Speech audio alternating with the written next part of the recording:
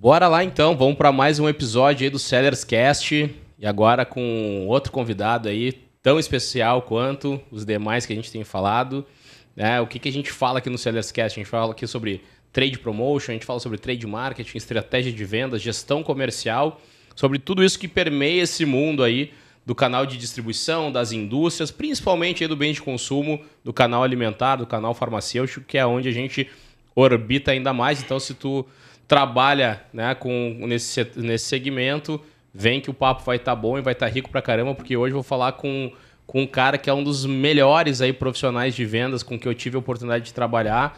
O cara é fora de série e também é meu amigo, um Marcos Fernando da Silva, cara especializado aí em grandes contas, key accounts, vendas super complexas, super estratégias, que vai compartilhar um pouquinho da experiência dele com a gente hoje. Marcão, uma honra, velho. De novo, a gente já gravou um podcast outra vez, né? Para quem quiser acessar, a gente bateu um papo aí numa outra oportunidade aí, o Marcão.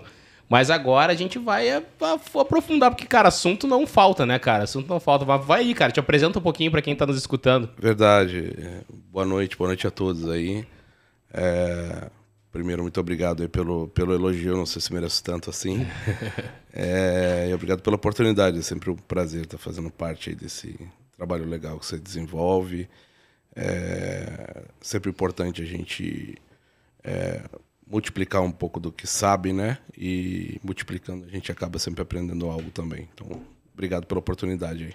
Legal. E quem é o Marcos? Conta aí pra galera aí que tá nos acompanhando aí, que sofre um sacrilégio de não saber quem é o Marcos. E conta um pouquinho mais pra gente. Bom, sou natural de Porto Alegre, né? Fiz a carreira na área de vendas aí, comecei bastante cedo e da forma como antigamente se entrava em vendas, né? Começava no supermercado, virava supridor, que era o famoso abastecedor do supermercado, depois virava vendedor, que virou gerente comercial, enfim. Foi por aí, foi dando um método tradicional. A minha geração, a maioria das pessoas realmente se desenvolveram dessa forma, né? No meio do caminho, você vai se aperfeiçoando, você vai estudando, vai se especializando, vai errando e aprendendo, né? E aí, quando você cansa de errar, você começa a acertar mais, ser mais assertivo. Então, esse é o Marcos. Moro em São Paulo já há 15 anos, né? Experiência profissional aí. Trabalhei em empresas que são escolas, né? Como Souza Cruz, como PepsiCo. Mais recentemente aí trabalho na Betanin, né? Uma indústria de produtos químicos e produtos de limpeza. Né? É uma indústria brasileira. Uma multinacional brasileira, né? Exato. Uma multinacional brasileira, exporta para mais de 50 países. Então, uma grande empresa, sem dúvida. E já estou na área de vendas aí há cerca de 32 anos, que account mais de 20 seguramente. Né? Então, e sempre aprendendo, né? É interessante que nesse período todo o mercado mudou muito e vem mudando muito mais rápido, né? Que são fatores importantes aí para a gente ficar ligado. Show, chegou aqui o nosso combustível aqui, Marcão. Opa. Pra quem tá acompanhando no YouTube, que tá vendo a movimentação, e quem tá no podcast aí, no Spotify e tudo mais, não vai poder perceber, talvez só depois das entonações das vozes. Obrigado, velho. Pelas entonações das vozes, que a gente acabou de receber um vinho aqui. Não podia bater esse papo com o meu amigo Marcão sem tomar um vinhozinho, que faz parte, tanto eu quanto ele, a gente gosta bastante. Então, saúde aí, amigo. Cheers. Bora. Bate-papo, amigo. O vinho é sempre melhor. Bom, Marcão, olha só. Vamos começar do começo, né? Vamos lá. Cara, tu falou que tá há 32 anos, né? Na carreira aí de vendas, na carreira comercial, principalmente aí nesse canal que a gente orbita. Tu citou grandes empresas, né? Onde tu atua e por onde tu já atuou, né? E tem algumas peculiaridades aí, cara, que talvez, assim, pelo que... Me corrija se eu estiver errado, mas pelo que eu entendi, né? E pelo que eu sei dos nossos bate-papos, tu começou efetivamente na indústria, falando um pouco mais dessa tua virada depois de mesa, na Souza Cruz. Sim. Né? E a Souza Cruz é uma empresa gigante, né? A maior parte conhece a Souza Cruz. Mas eu acho que assim, tem uma característica da Souza Cruz que é a capilaridade, né? Ela tem um processo de execução comercial de uma eficiência talvez fora do comum, né? Talvez seja uma das expoentes, quiçá até globais, né? de execução, ainda mais se tratando se ela é um expoente no Brasil, que é um mercado complexo, né? Provavelmente ela está num ranking global aí de eficiência e execução. Como é que foi, cara, começar a carreira já nesse gigante e já com esse grau de complexidade? Sim, a Souza Cruz foi a minha primeira experiência de venda externa, né? Antes disso, eu tinha trabalhado numa rede de material de construção do Sul, né, durante 4 anos lá, onde eu trabalhava na venda interna. Na Souza Cruz, eu ainda hoje vejo como uma das principais empresas em termos de distribuição. Os indicadores deles são realmente fenomenais, né? E aí eu vou trazer números muito mais da época em que eu trabalhava lá. Claro. Cerca de 22 anos atrás aí. Estamos falando de uma empresa onde eu, como no cargo de vendedor, atendia cerca de entre 350 e 400 clientes na semana.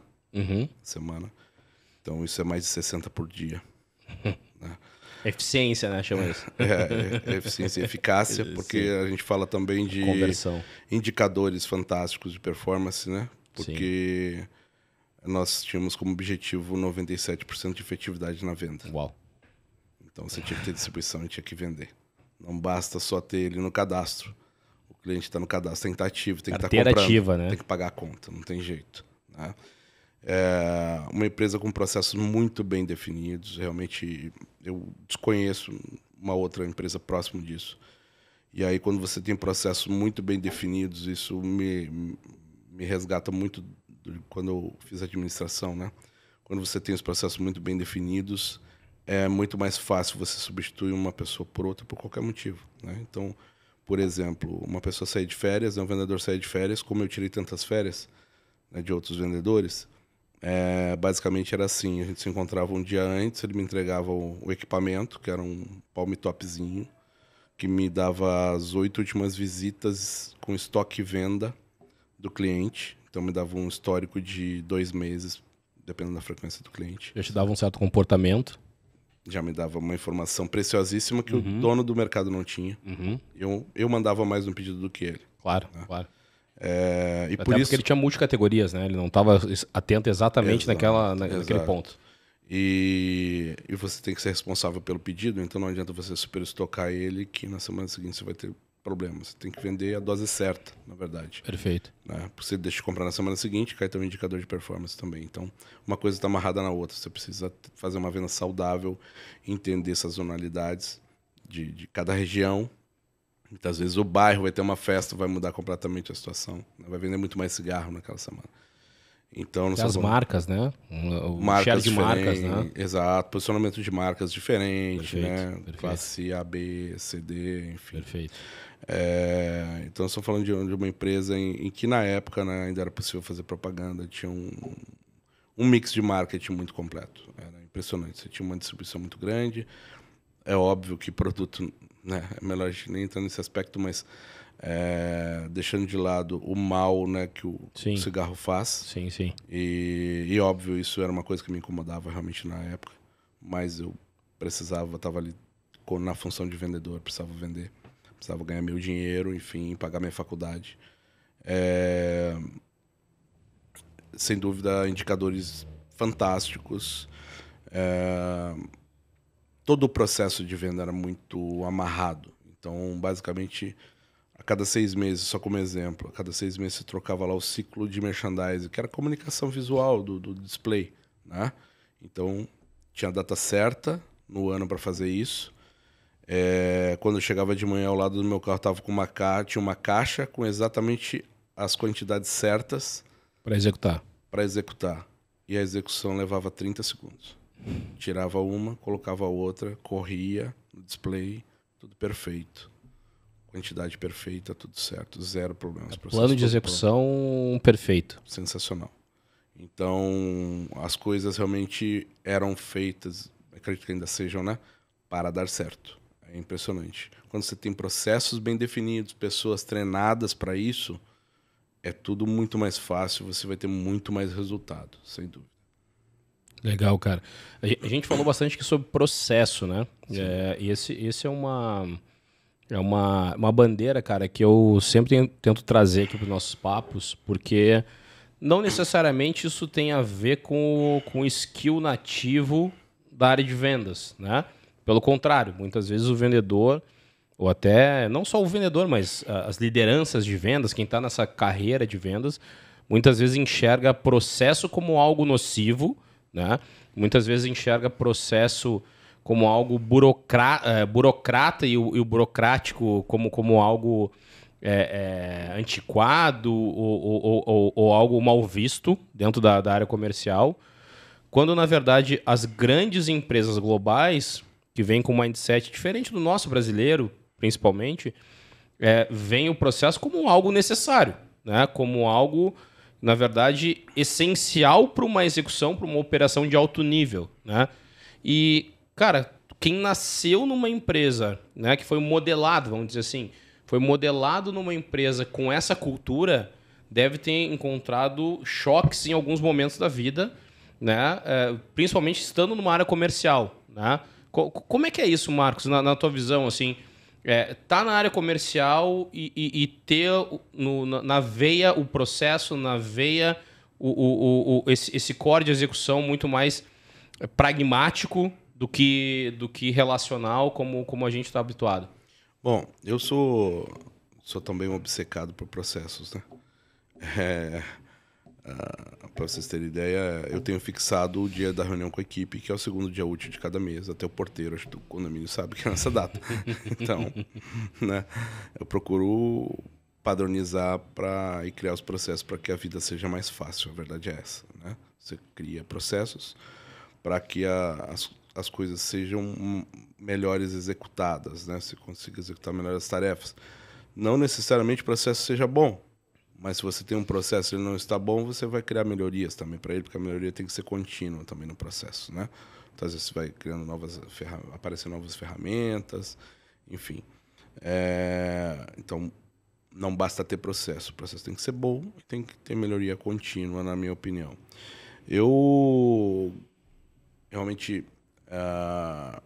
acredito que cada vez mais isso vai ser importante, né? Por quê? Investir, quem trabalha em vendas e trabalha com investimento, quer seja desconto, quer seja verba para qualquer ação promocional, na verdade precisa entender a taxa de retorno disso. É a parte mais fundamental. Você está investindo o seu dinheiro, o dinheiro da empresa, né? O dinheiro que você tem na sua célula, enfim, na sua regional, na sua área, você está investindo e você investe para trazer um retorno, né? De maneira geral, o povo latino ele foge um pouco não gosta muito de processos assim. Ele é mais, né, emoção, gosta mais de resolver as coisas conversando, tapinha nas costas, é mais sinestésico, né? Então, processo realmente é uma dificuldade. Ter pessoas que entendam isso é sempre você tem um pouco mais de trabalho, né, para orientar, ensinar e tudo mais. É um impacto cultural, né? Sim, é um impacto cultural, perfeito. Acho que é o melhor termo. Mas quando você começa a ver resultados, né, e quem trabalha com vendas tem que entregar resultado, você começa a entender que as coisas valem a pena, né? Então, vou dar um exemplo. Quando eu trabalhava na PepsiCo, que por um período eu trabalhei vendendo salgadinho na linha Alma Chips, enfim, né? Como gerente comercial lá. Comecei a medir. Mais saudável do que a primeira versão. Bem, né? mais saudável que o cigarro, sem dúvida. Viu? É tudo uma questão de perspectiva. Né? Foi. A salgadinha é maléfica, tá, mas é que eu vi no cigarro, então. Então, uma das coisas que fazia era medir qualquer ação que eu fazia, eu media para ver o resultado, para ver se valia a pena assim, fazer aquele tipo de ação ou não. E eu sabia que eu montava uma ilha de salgadinho no final de semana e ia dobrar minha venda. Basicamente era esse o número. E dobrava realmente, né? Snack tem As famosas alavancas de vendas. Exato, o Snack tem uma venda, uma venda por impulso muito grande, né? A pessoa entra com fome no mercado, facilita a venda e tudo mais. Bom, quando eu vim trabalhar na Betanin, e eu não conhecia nada da indústria de limpeza, uma das primeiras coisas que eu fiz foi começar a medir as ações, né? Então, vender vassoura. Puta, nunca me imaginei vendendo vassoura. Bom, beleza, vamos entender esse negócio a fundo, né? Vassoura, falei vassoura, mas tem várias categorias, né? Sim, sim. Além de vassoura tem esponja, pano, Sim. luva, Dezenas. mop, tem várias categorias. Bom, o primeiro teste que eu fui fazer foi quanto vende uma ilha de vassouras. E a primeira medição deu 400%. Uau. Isso não pode estar errado. Salgadinho vende 100. Vassoura não pode vender 400. Vamos testar de novo. Novo teste, 400%. Aí fizemos tem uma ilha que a gente chama que é Maracanã, uma ilha basicamente 4 pallets. É uma ilha maior e tal. Aumentou 800% a venda. Uou. Disse, nossa, que mina de ouro esse negócio. Você não precisa mais se preocupar com o objetivo. Né?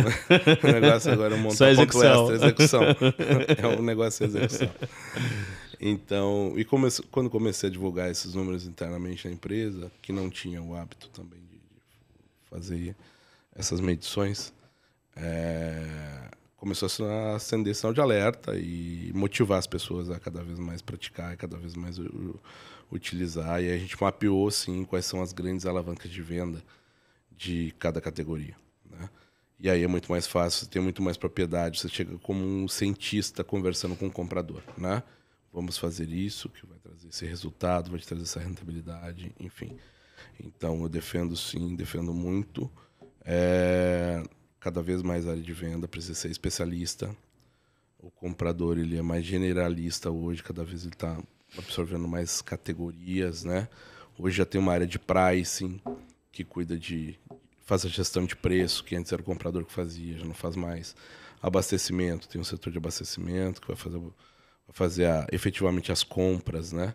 E o comprador é o cara hoje que está muito mais ligado à venda de produtos da rede, né? O encarte, o ponto extra, enfim, do que qualquer uma outra coisa, né? Ele não domina mais esse mix de composição de venda que tinha antes, né? Com distribuição, mesmo a distribuição não é... Ele determina num primeiro momento, dali para frente a gestão não é mais dele, né? Então, cada vez mais o homem de venda precisa se colocar como especialista e dominar realmente o que ele faz, com propriedade, mostrando com números e tudo mais. O vendedor, hoje ele é mais arte ou mais ciência? Na minha opinião, mais ciência. Cara, esse é um dos dilemas que eu adoro não ficar em cima do muro, né? Vender é uma arte ou vender é uma ciência? Para mim é ciência. É ciência. É ciência pura, matemática, financeira. Não que a arte não vai lhe trazer algum resultado. Traz, mas é que mesmo a ciência arte traz mais resultado. É que mesmo a arte na visão do leigo, ela é um dom. A arte na visão do especialista, ela é uma técnica. Sim. Né? Se você conseguir unir os dois, então... Exato. Você vai ter muito mais sucesso. E, cara, como é que é a tua visão, assim...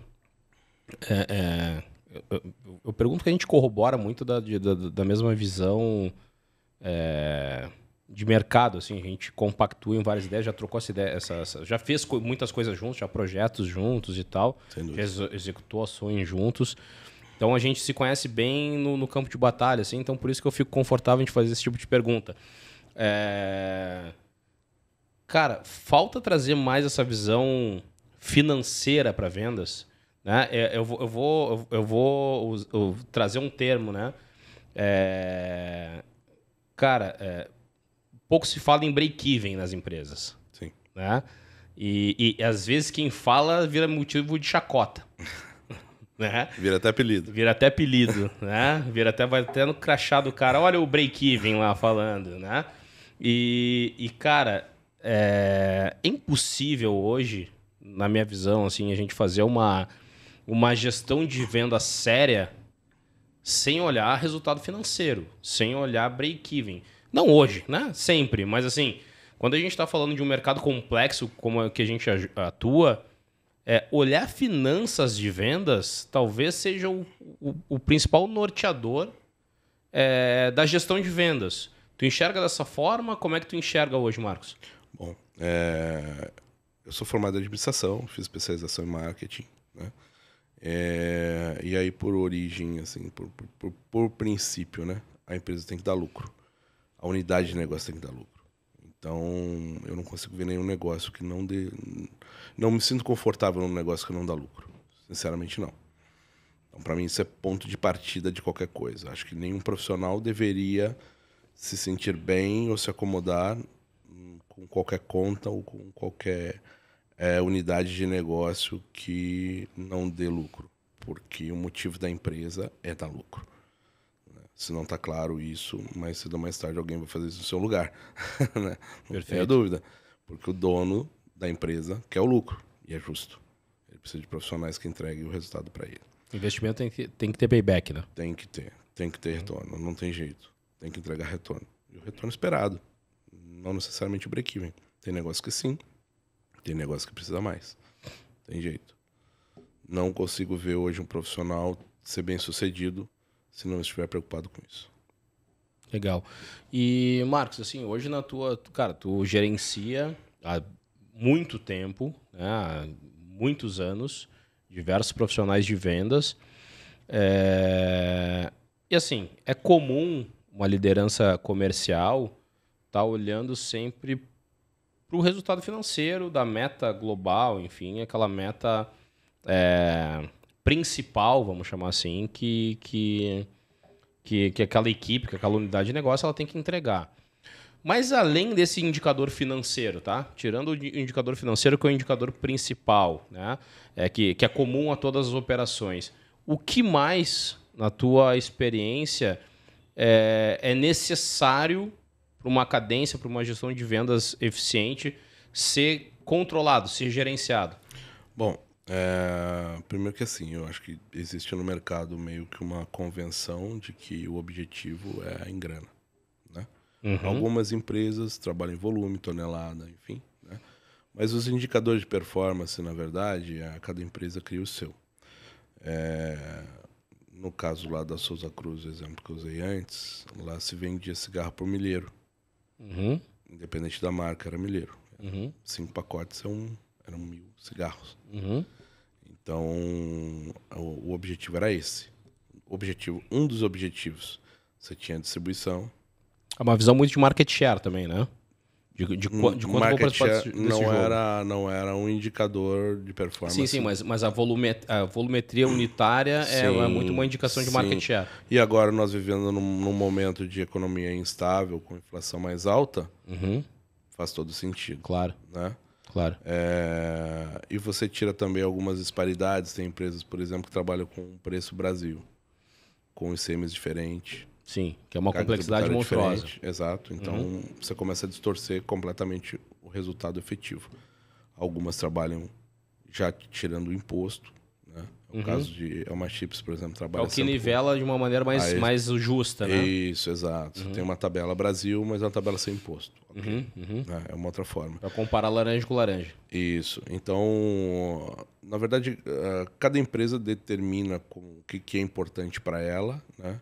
Em termos de indicador de performance. Mas a grande maioria, sem dúvida, está ligada à parte financeira, né?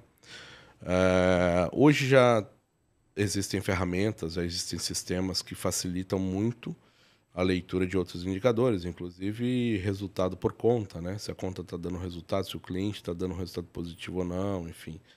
Hoje é muito mais simples, né? Se pegar 20 anos atrás, não sei se alguma empresa tinha isso na época.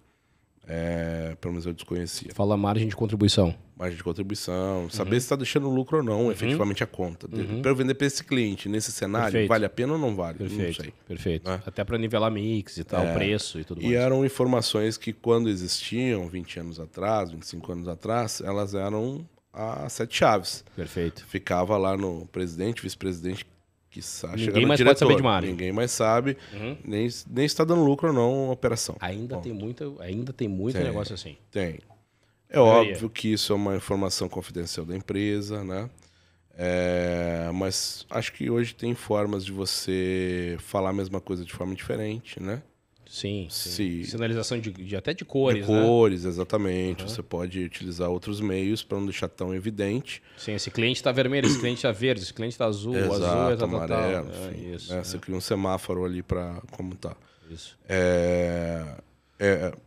Na minha opinião, hoje tem muito mais empresas olhando para esses indicadores, né? Mas para mim, assim, nós temos muito que evoluir ainda em indicador de preço. As empresas olham um pouco para preço, fazem muita pesquisa e trabalham um pouco os dados. Outro dia, conversando com uma compradora de uma grande rede, e o ponto era vender um produto mais barato, porque o concorrente dela estava vendendo pela metade do preço, e era um produto que não era nem da nossa marca, né? E ela queria fazer igual, porque aparecia toda semana na pesquisa lá a área de pricing. De uma outra categoria, nada a ver, ela só trouxe o assunto. Isso. Porque nessa reunião semanal que tinha de pricing, o pessoal cobrava dela, que ela estava desposicionada em relação a um concorrente que trabalha de uma outra forma. E aí foi até engraçado, né? A gente batendo um papo, tomando um café nesse papo. Eu perguntei assim, puxa, mas quem disse que esse concorrente está certo em fazer isso? Trabalhar com esse preço. Então o Price tem que comprovar isso aí. Eu disse assim, na minha opinião, o Price deveria trabalhar para a área comercial. Exato. Não área comercial para o Price, né?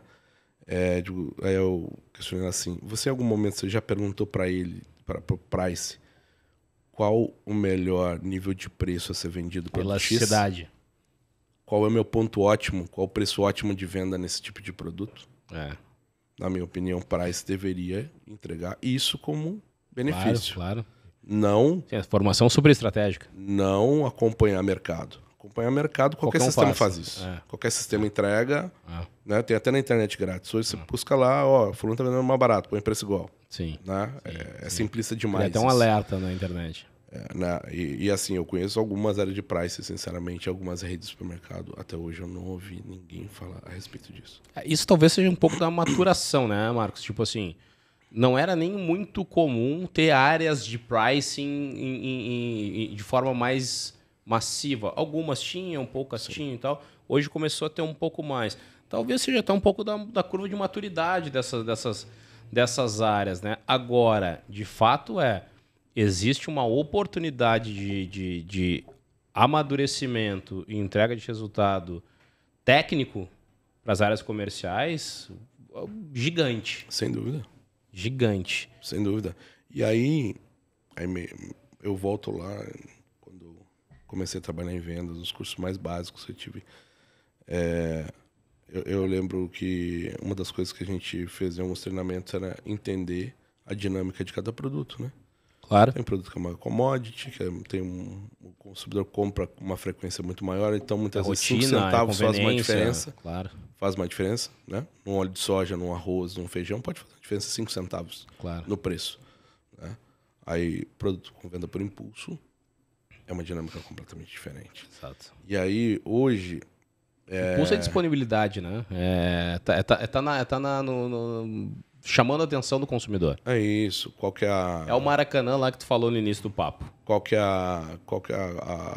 o preço da conveniência, né? Quanto custa um litro de água no Nordeste? No deserto, num lugar onde tem seca. Sim. Quanto custa onde tem abundância? É diferente, né? Você não pagaria R$1.000 por um litro de água se você tivesse sem recurso nenhum. Sim. Se você tivesse dinheiro, você pagaria. Sem dúvida. Né? Lógico, é um exemplo... Sim. Extrapolei aqui, mas é o preço das coisas, né? Aí você consegue vender uma Ferrari... Oferta é a primeira regra da economia. Né? Exato. Oferta e demanda. Exato. Então, na minha opinião, cada vez mais indústria e varejo precisam ser especialistas nisso. Especialistas na distribuição. Você não pode tratar todos os produtos como iguais. Então, você precisa saber o produto certo no lugar certo, no preço certo. Então, para mim, isso são aspectos importantíssimos hoje. E como você vai fazer isso? Medindo. Se você tiver medição, analisar resultados de uma forma adequada, você vai entender qual a melhor dinâmica, o melhor resultado que você vai obter. Legal. E, cara, vamos trazer um tema que ele é um tema que muita gente gosta de tá começando a buscar um pouco mais de informação, né, até acadêmica a respeito, mas eu queria debater esse tema com quem aplica esse tema na prática há muitos anos, então tem um conhecimento real desse tema, que é JBP. Né?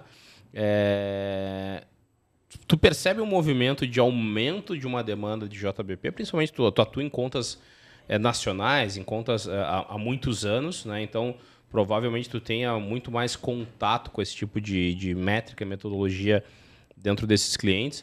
Tu tem percebido que isso começou a ser mais demandado pelo varejo, que aumentou nos últimos anos uma necessidade, que houve uma sofisticação ou que não? Enfim, me fala um pouquinho da tua visão de JBP hoje no mercado. Bom, tem aí pelo menos uns 16, 17 só fazendo um adendo, né? Para quem tá pegando aqui o termo, JBP é Joint Business Plan, né? Para quem não está habituado com essa nomenclatura, é um plano de negócios compartilhado, conjunto, entre a indústria e o varejo, né? Que é feito com uma visão um pouco mais alongada. Isso. De uma maneira geral, né, no JBP participam pelo menos diretorias, né, das duas empresas, muitas vezes presidência também. Né. Nesses 16, 17 anos aí que eu convivo com o JBP, participo de JBP, eu percebo que ele ficou mais objetivo. Esse foi um fator importante. Antes ele tinha uma parte grande de aproximação, de relacionamento, enfim. Hoje ele é muito mais assertivo. Legal, né? Isso, cara. Seu objetivo, as pessoas são mais objetivas. Então você faz um JBP hoje de 1h30. Uma hora e meia. Sensacional. É isso. E é basicamente assim. No nossa última reunião, quais foram os pontos que ficaram? E aí você tem lá 5, 6 pontos. Uhum. Né? O que aconteceu com cada um? Uhum. Evoluiu, que bom. Qual foi o resultado? Não evoluiu, por quê? Né? O que falta para evoluir? Então, ele é muito eficaz, não resta dúvida. Dependendo do nível da empresa, é importantíssimo você ter isso.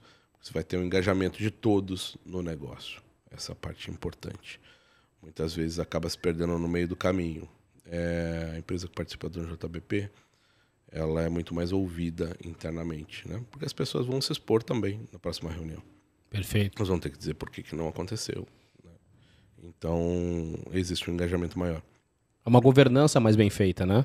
Eu confesso que eu não saberia dizer se existe mais ou menos do que antes. É possível que tenha mais, porque diminuiu o tempo. Né? Antes Perfeito. levava 3 horas um JBP, por exemplo. Né? Hoje é 1 hora, 1h30, como eu falei antes. Então é possível que tenha aumentado, mas eu não tenho esse dado para... E para quem está começando que está nos escutando aqui, Marcos, e que nunca participou de um JBP, tá? Quais são os principais pontos que são vistos num plano de negócio compartilhado? O que é importante, o que é visto, o que é checado, em linhas gerais, em linhas macro? Bom, pode variar de uma empresa para outra, né, de uma rede para outra, enfim. Mas, de maneira geral, o que é analisado é distribuição, né, nível de serviço, como que está a efetiva entrega e ruptura. A entrega do fornecedor e o índice de ruptura da rede. Indicador de preço, como está o preço da indústria nesse cliente versus o mercado. É um número importante. Mas os principais pilares ainda são venda, qual o resultado em grana, quando está crescendo, e margem. São os 2 principais pontos, né? Que aí é meio que um acordo. De margem. Existe uma meta de margem, um acordo entre as duas empresas para tanto de venda quanto de margem para entregar isso no ano. Normalmente no final do ano se faz o JBP do ano seguinte, se constrói do ano seguinte, onde se define o percentual de margem, os indicadores do próximo ano, Então, quanto você vai aumentar na venda, vai crescer em venda, se vai crescer, quanto vai crescer em margem, né? Nível de serviço vai manter, não vai manter, aumenta, qual que é o desafio, Você elege alguns indicadores para isso, mas basicamente está ligado à distribuição, ligado a preço, venda e margem. Vamos fazer um paralelo, assim, né? Para a gente fazer uma analogia para quem está pegando o assunto agora. Né? O JBP, ele é um amadurecimento da relação. Né? Vamos fazer uma analogia. Né? É um acordo entre as partes. É uma analogia romântica, quase. Né? É como, por exemplo, assim, cara, a gente está ali flertando, a gente está namorando, a gente faz transações, né? Só que quando a gente sobe o nível de responsabilidade, sobe o nível da relação, é quase que um acordo de casamento. É falar assim, cara, minhas expectativas de vida são essa, as tuas expectativas são essa, e vamos tentar compactuar isso num plano para um ajudar o outro e a gente chegar num resultado. Então, isso denota uma maturidade de negócio bastante grande, porque a gente sai de um universo onde um está tentando meio que jogar pôquer com o outro, né? Não, mas eu posso isso, não posso aquilo e tal. E chega num momento que a gente quase abre as cartas na mesa e fala assim, cara, esse é o jogo, preciso de ajuda para chegar aqui, do que tu precisa fazer aqui. Então, cara, eu acho que a gente pode fazer isso aqui junto para todo mundo ser feliz. É mais ou menos isso, né? Sim, é isso. Eu daria até um passo adiante dizendo o seguinte. Quando você tem um processo maduro, né, e aí tem uma casca de banana no meio, né? Vamos colocar assim. O casamento ou o JBP, só pra gente... Os dois. Ah, ok. Num JBP, o ideal, quando os dois times são bem alinhados, e aí eu tô falando do operacional mesmo e tático, né? Precisa ter um alinhamento muito bom antes. Porque é muito comum, nessas reuniões, um querer se defender e acaba acusando o outro lado, e assim, de algo que era para ser uma reunião de negócios pode transformar em algo que não é legal. Vocês viram que é realmente um casamento. Claramente. Exatamente. É por aí, né? É mais ou menos por aí. Então, cuidado com o que você vai falar. Combina o jogo antes. Tudo pode ser usado contra você. Combina o jogo antes, principalmente na frente dos outros. Combina o jogo antes. A regra é clara. Legal, cara. E olha só, Marcão, outra coisa que eu, cara, eu falo com muita gente do mercado, né? A gente tá, principalmente com as sellers, a gente tá entrando muito canal de distribuição, que tá querendo sofisticar a gestão, algumas indústrias de médio porte, né? Ou grande porte, não multinacionais que querem sofisticar a gestão, acabam muito falando, cara, sobre cruzamento de análise de carteira de clientes. Acho que é uma das coisas que a gente fala bastante, né? E outra coisa que a gente fala bastante, cara, é sobre principalmente margem de contribuição, né? Vamos começar de trás para frente, falando de um pouquinho de margem de contribuição. Sim. Na tua visão, tá?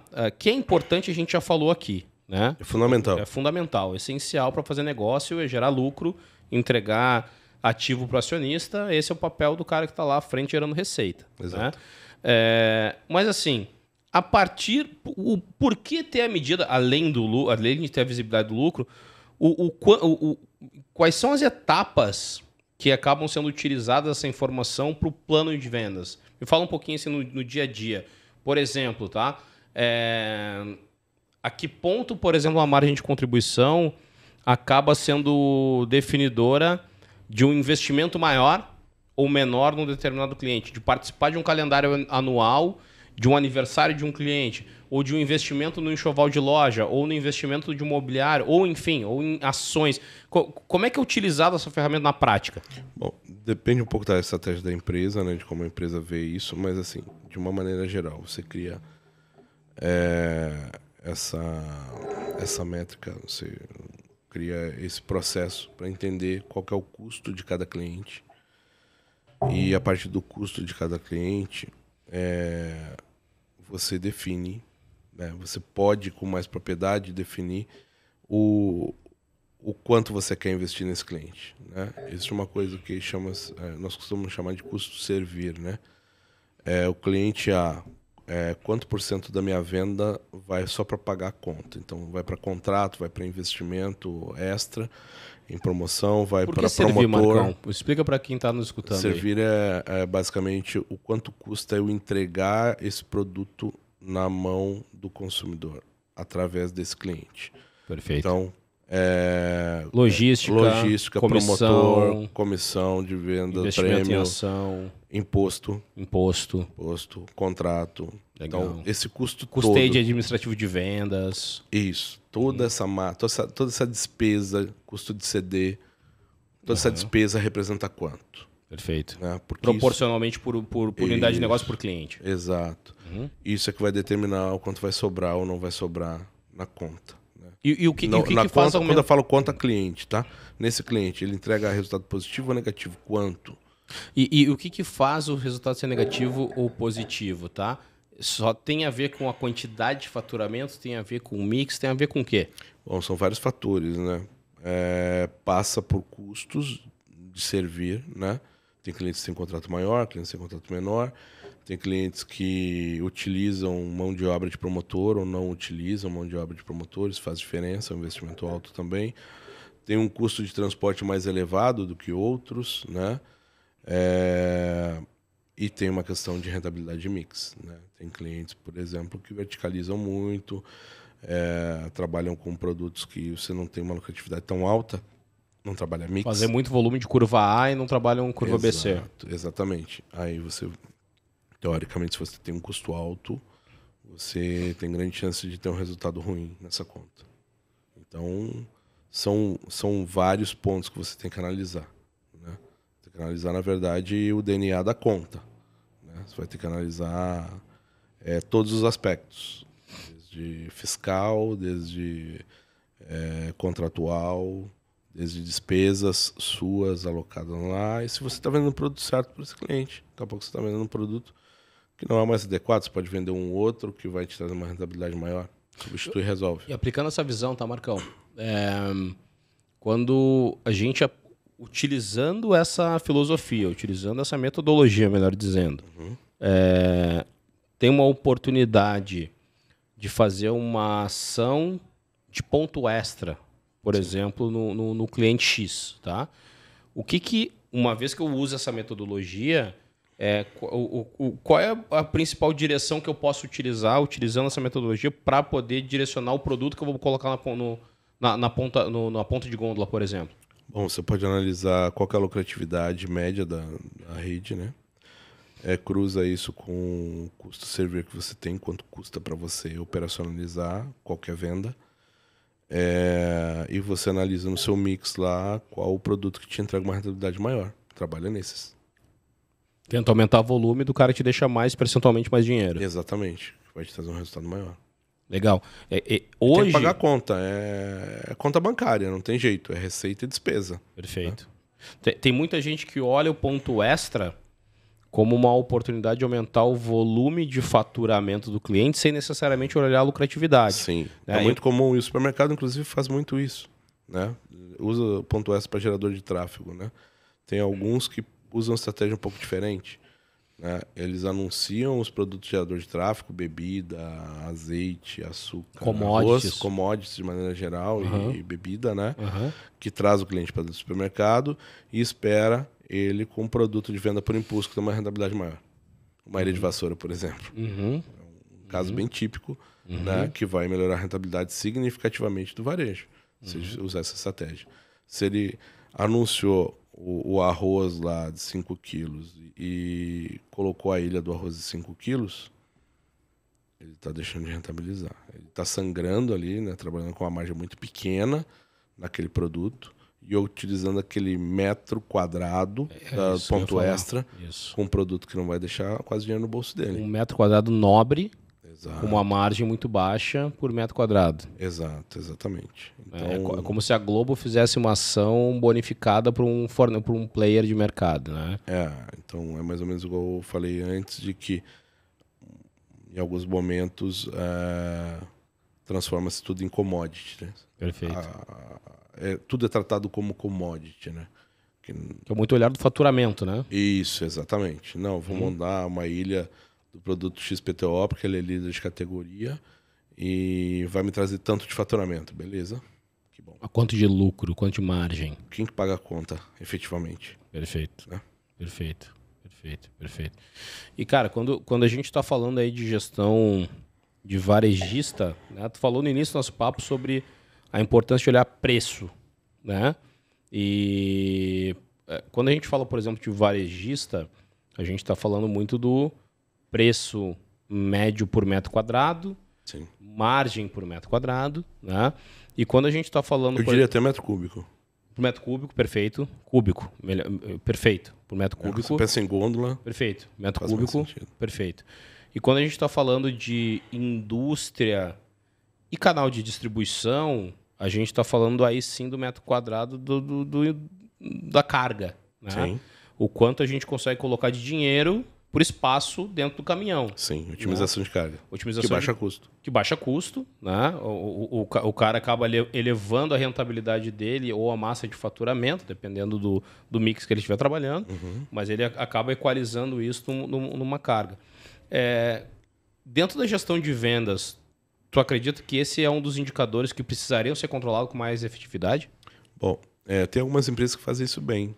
Algumas empresas que olham muito para isso, especialmente commodity, né? De maneira geral, o time de vendas não olha diretamente para isso. Não é a principal preocupação, nem a segunda, né? Mas quando você tem uma gestão mais especializada, uma gestão com lupa, que é um caso de uma análise de conta dessa forma que nós estamos falando, e quando você começa a olhar para a rentabilidade, você vai olhar muito mais para esses aspectos, sem dúvida. Você sabe que você está fazendo 2 entregas na semana. Se você fizer uma entrega, você vai no mínimo perguntar para a área de logística, se fizer uma entrega, quanto vai baixar o custo, né? Por isso que os indicadores têm que estar atrelados ao que você realmente quer do negócio. Se você quer entregar resultado, efetivamente é um DNA da empresa entregar resultado, entregar lucratividade, você tem que colocar esses indicadores, porque todo time vai estar engajado, todo time vai estar olhando, inclusive, para o estacionamento, se faz sentido botar no estacionamento mais caro ou no mais barato. Qualquer despesa vai onerar a conta, é isso. Não, e assim, porque muitas vezes, né, Marcos, a gente vê, por exemplo, assim, dentro das operações, dentro das empresas, a gente muitas vezes vê, por exemplo, o concorrente fazendo uma ação impactante e tal, e a gente, né, escuta nos corredores e fala assim, pois é, os caras estão vendendo muito porque eles botaram dinheiro na ação XPTO. Sim. Só que pouco se questiona, pouco se analisa como é que a gente também poderia ter mais dinheiro para ter mais capacidade de investimento para poder fazer uma conta. Aquela velha máxima, né, cara? A grama do vizinho sempre é mais verde. Sim. Né? Só que a gente às vezes acaba não analisando por que a grama é mais verde, por que a gente tem que como é que a gente pode fazer para tratar a nossa para se tornar mais rentável. E esses cálculos, quando tu comenta, né, que muito dessa questão mais de eficiência logística e tudo mais, ela está ligada a commodity, porque a commodity, ou ela faz isso ou ela está morta. Sim. Né, por uma questão de necessidade. É o fio de navalha. É escassez. É isso. Né? Agora, quem não está na escassez, que está na abundância... É baixo faturamento, basicamente, os produtos têm um valor agregado baixo. Às vezes não tem nem condição alta de merchandising, porque não comporta. Né? Sem dúvida, sem dúvida. Sim. E quando a gente olha isso, por exemplo, uma indústria que ela está na escassez, ela tem que olhar. A indústria que não está na escassez deveria olhar também. Né? Não olha por um conforto, mas é um falso conforto em última análise. Né? Sim. Vamos pensar no seguinte. Nós estamos num mercado que está em transformação, uma constante transformação. Temos pessoas de gerações diferentes atuando nele. Vamos trazer para uma outra área, por exemplo.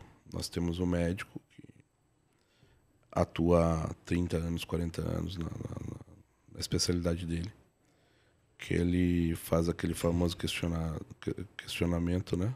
O que você está sentindo, né? Ele vai mapeando quais são os teus sintomas. No final ele te entrega a receita, compra tal remédio, você está com tal doença. Existe aquele outro que você faz o mesmo questionamento, ele vai te dar uma lista de exames para fazer, vai mandar você voltar no dia seguinte. Né? Qual que você vai confiar mais? No segundo. Eu também confiaria mais no segundo. Né? Sim. Por mais que a experiência tenha um valor grande, né? E tem... O diagnóstico é necessário. Quando a gente cruza as duas coisas, aí você tem o ótimo, na minha opinião. Então, Prefiro ter o ótimo. Claro. Né? Então, esse mesmo médico, se ele usar como base os exames, o resultado dos exames, vai ser muito melhor para todo mundo. Então, trazendo para o nosso mundo de vendas, na minha opinião, é mais ou menos igual. Eu acho que hoje não tem mais espaço nas empresas para não ter uma gestão desse tipo, sinceramente. A empresa que não tem uma gestão desse tipo, e as barreiras hoje são muito menores do que era no passado. Você precisa ter um mega sistema, enfim. Hoje é muito mais simples. Hoje, dependendo, você consegue fazer isso até com, de grosso modo, com Excel mais avançado. Aí você consegue ter alguma coisa pelo menos próxima disso. É melhor do que o nada também. Claro, claro. Né? Então, não vejo hoje realmente a empresa ter sucesso ou ter o melhor sucesso, né? Se não tiver uma gestão realmente mais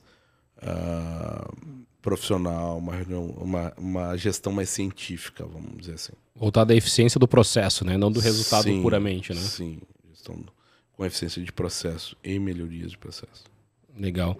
E Marcos, como é que tu enxerga, cara? Tu tá há 32 anos no mercado, já passou pelo supermercado, já teve na loja de material de construção, foi para Souza Cruz, foi para PepsiCo, teve essa jornada, tá na Betanin hoje, né? Tem essa caminhada com vários cases de sucesso aí ao longo da jornada. Tu já notou uma evolução, né, ao longo, obviamente, desses 32 anos, de mudanças e transformações. Como é que tu tá vendo agora os próximos tempos, cara? O que tu imagina, para onde é que a gente tá indo? Bom, um pouco do que nós falamos antes. Eu acredito que as empresas, elas cada vez mais elas vão precisar dessa gestão mais científica, porque senão elas vão quebrar muito rápido. Porque não podemos esquecer que o governo também evoluiu nesse aspecto. Então o governo sabe quando você fatura... De rastreamento. Coisa que no passado não acontecia ou era mais difícil de acontecer. Né? Então as coisas hoje são mais às claras. Hoje você tem que jogar de forma profissional. Se você não jogar de forma profissional, você vai cair muito rápido. Né?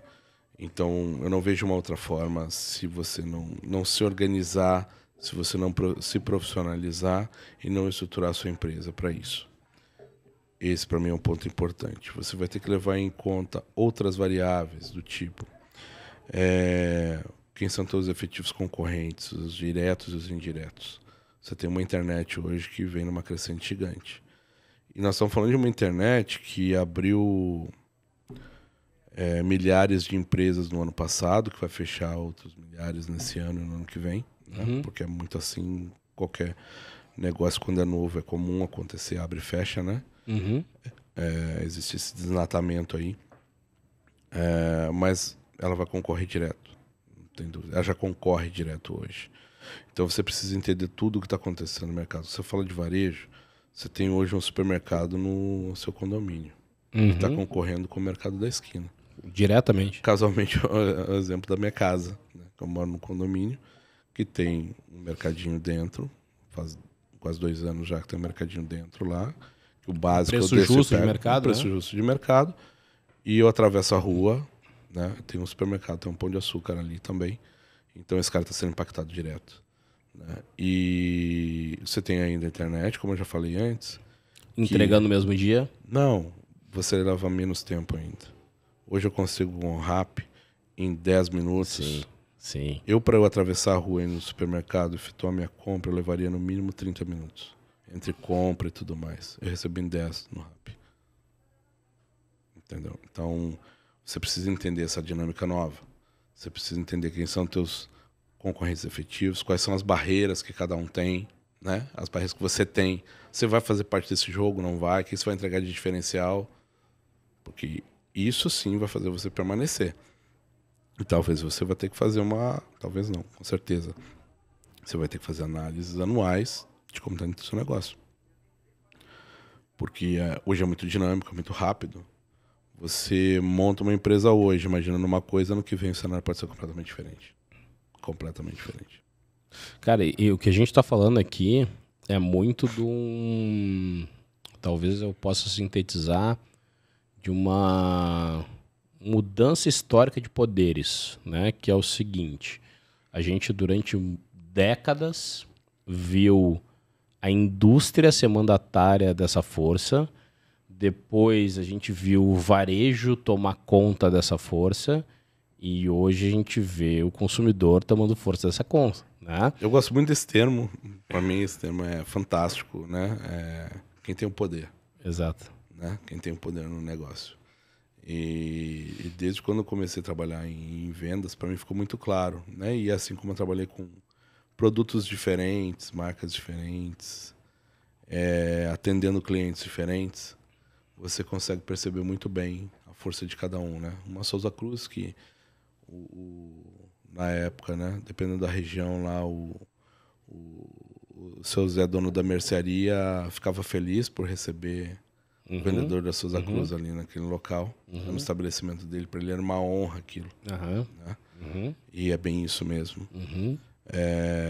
Da mesma forma que o varejo muitas vezes tratou muito mal a indústria, né? Por entender que ele era o dono do negócio, porque haviam poucas lojas, uma grande concentração, uma concentração grande, poucas lojas, uma carga produtiva cada vez maior, poucas redes, interna e externa. Exato, né?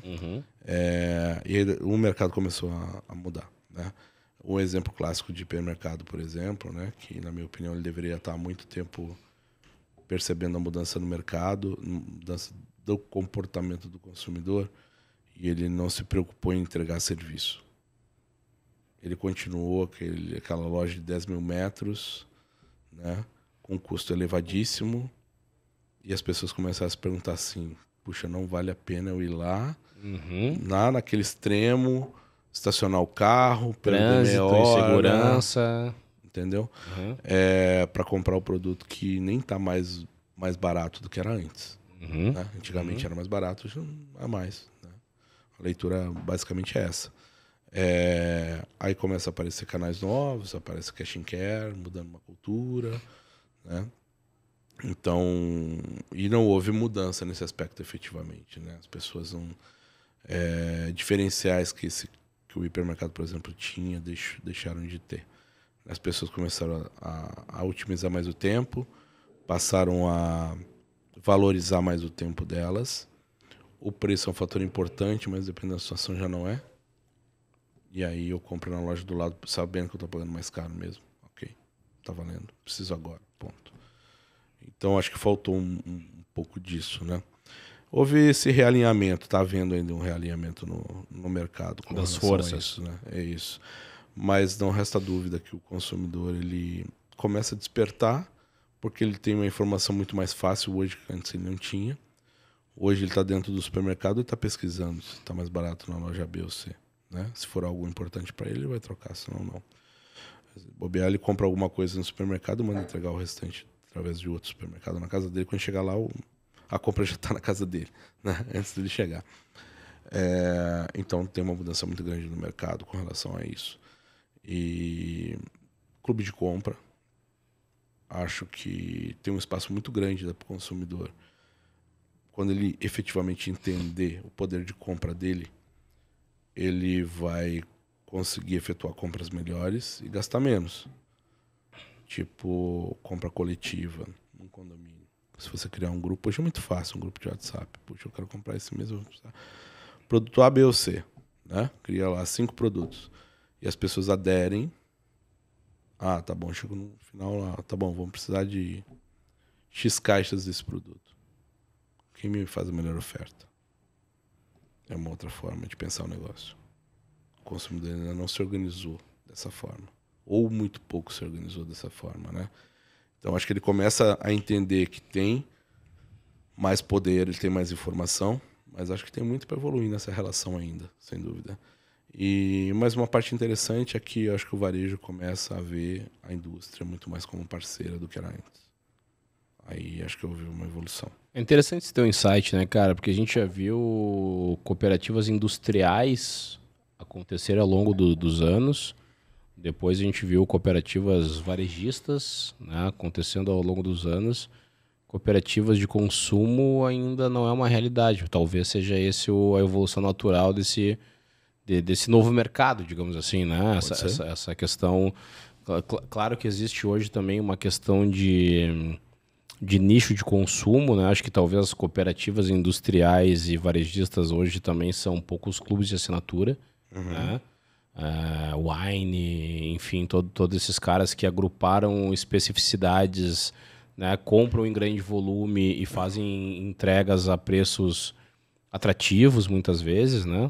Talvez seja Mas aí você... um embrião desse movimento, né? Mas você fala no caso de vinhos, pelo menos a maioria dos clubes que tem, as pessoas estão dispostas a comprar um vinho e vão receber um vinho que ela não sabe qual que é.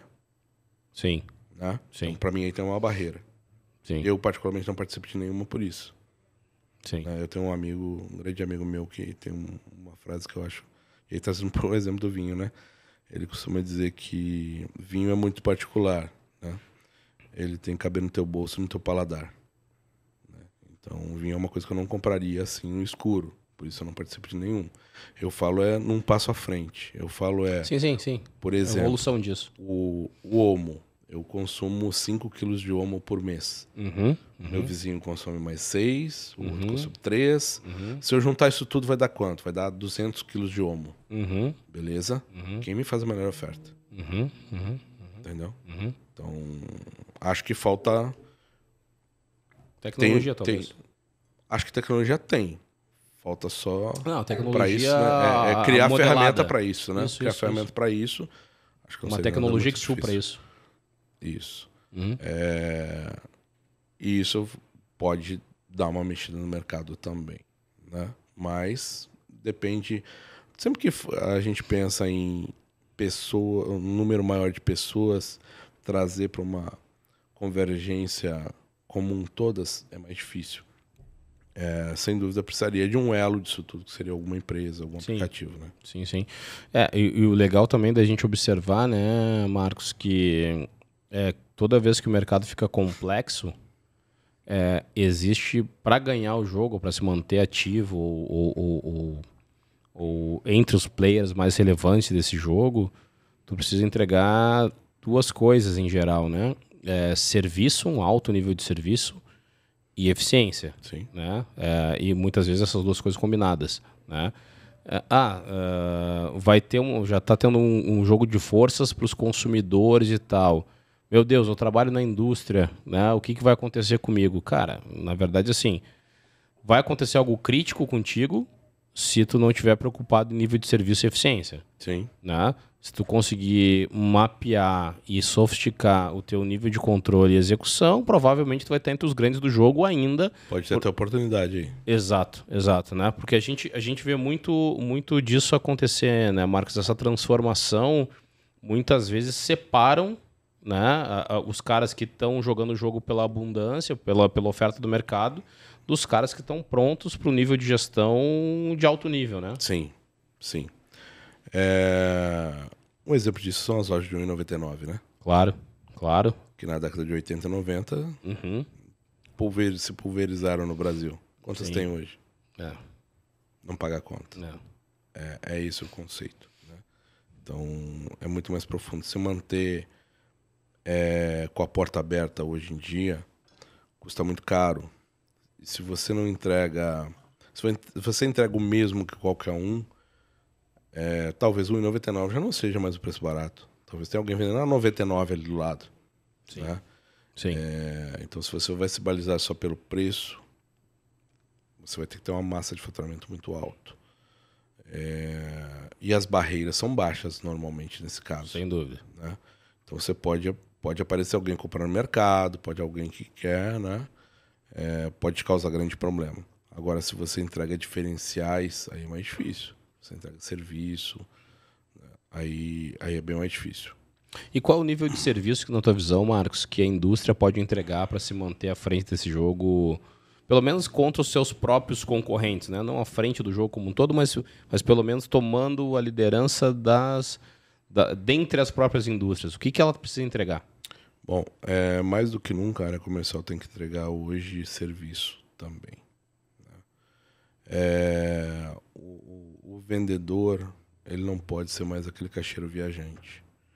Né? Se existe algum ainda assim, por favor, sugiro que repense a carreira rápido ou se modernize, né? Ele tem que entender que o nome do jogo, os indicadores dele, assim como os que ele tem na empresa que ele trabalha, são os indicadores do comprador dele. Então ele precisa entregar esse serviço para o comprador. Quando ele senta na frente do comprador, o comprador tem que ver ele como especialista do negócio. Tem que ver ele como o cara que entende daquilo, confia naquilo. Daquele negócio. Isso. Ele confia no que ele vai falar e ele vai fazer o que ele está falando. Porque sabe que vai dar certo. Agora, como você consegue? Faça, proponha, coloque em teste, apresente resultados. Aí você vai obter a confiança da pessoa. Se você continuar naquele xalalá, né, do vendedor à moda antiga, de tentar convencer... Ajuda aí que eu preciso entregar o número. Puxa, senão eu vou ser demitido. Cara, ferrou. Não vai rolar. Não tem mais espaço para esse cara. Não tem mais. Não tem.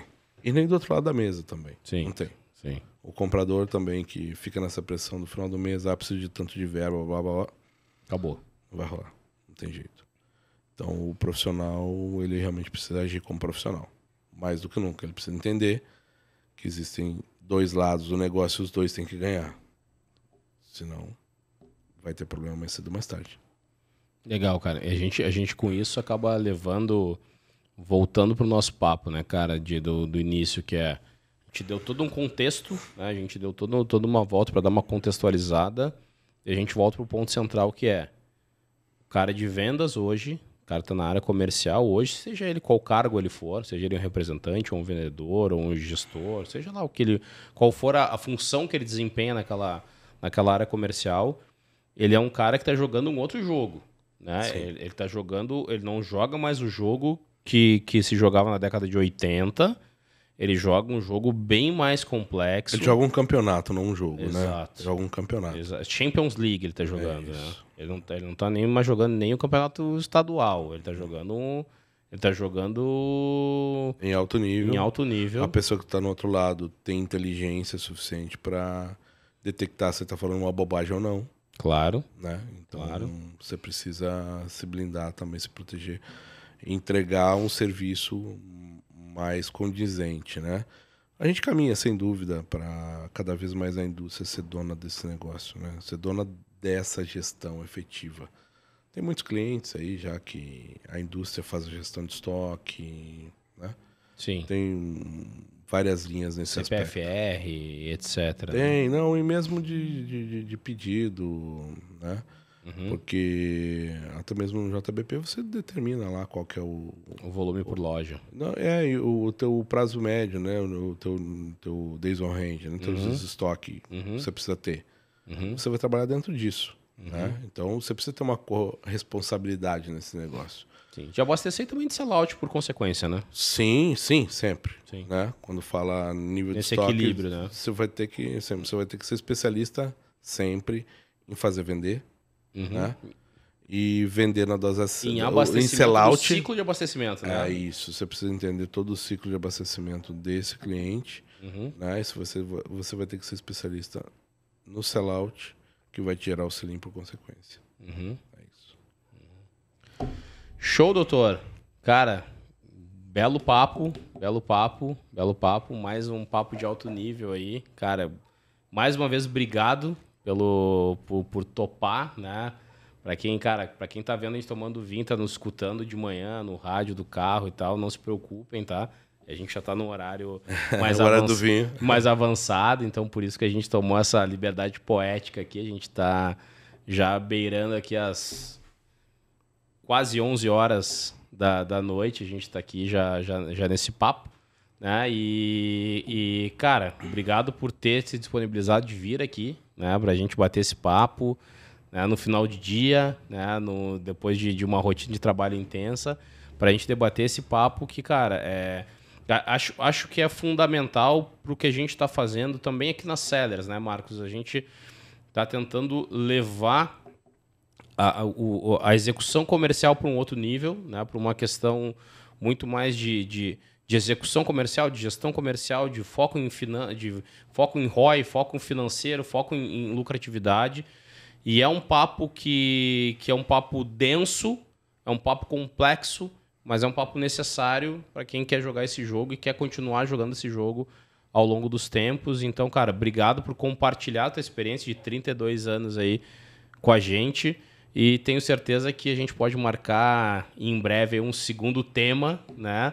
Pra gente aprofundar algum tema aí, porque conteúdo não falta, velho. Obrigado de coração aí por mais um papo. Imagina, obrigado a você pela oportunidade. É sempre um prazer falar de algo que faz, sem dúvida, a maior parte da minha vida, né?